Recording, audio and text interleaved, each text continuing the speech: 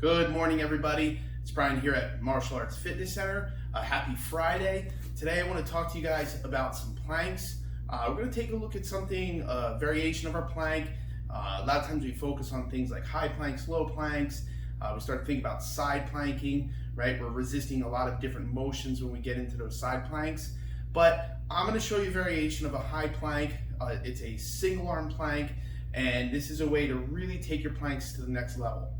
When you think about different movements like renegade rows, if we're doing any threading, whether it's a sandbag or a dumbbell drag, any of these different things that we piece or add on to our planks, we're going to start to challenge our body in different ways, but sometimes they're too hard to do effectively.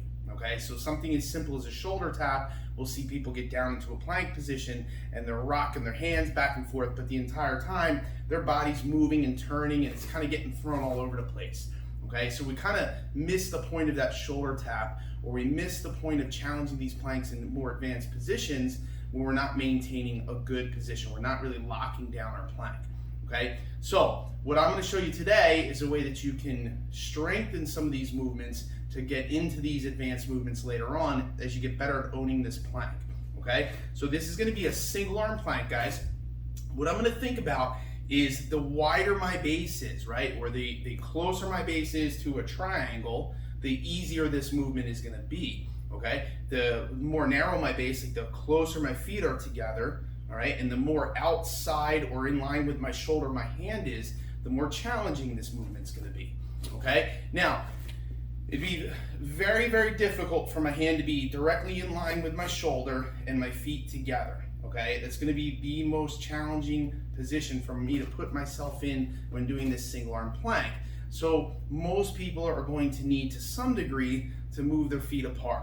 Okay, I can widen my feet as much as I need to make this plank as easy as I need it to be to challenge me, but also allow me to do it correctly. That's the key, guys. Okay, it's got to challenge you, but you have to be doing the movement correctly to get out of it what we want to get out of it.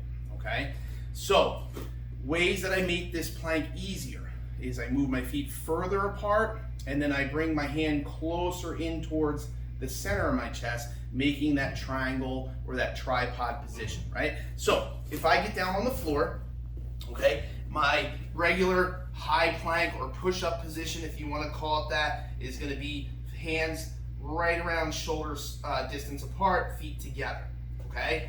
Again, with that hand outside, right? And then I go into a single arm plank position, there's less support and stability. It's gonna wanna turn that opposite side down unless I'm rocking to the outside to kind of counterbalance, right? They're the two big things we're looking for, is not seeing that dip towards the side that the hand is off the mat, but also not rotating to the outside to kind of counterbalance myself, right? That again are one of the things that defeats the purpose of this, okay? I wanna maintain a nice flat back, tight abs, tight glutes, tight quads, so that my body is straight, right? But I should be able to own that in a regular plank position before I progress to something like this, okay? So what I do is I get up into my high plank, then I will move my feet apart to where I feel comfortable. I want to go here first, guys. If you try to separate your feet while your hand's off the ground, it's going to be much more difficult to do.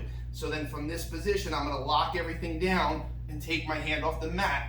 I want to try not to, again, roll out this way, and if I start to dip too far down to that side the arm is off the mat, I'm going to lose control of the position and break my plank. Okay, so I'm going to show it again. I want to be able to hold this position, guys. This is a challenging plank. It is not easy. Okay, so I get my feet my comfortable distance. I like to bring my hand to my chest here and hold it. I can go hand behind my back, but when I do that, I want to make sure that I'm not rotating, right? So I'm maintaining a nice squared shoulders perpendicular to the floor here, okay? So it's almost like doing a shoulder tap without alternating arms. I'm just picking my hand up off the ground and holding it there, okay? So how do I make that easier? It's too challenging, too hard. I can't do that yet.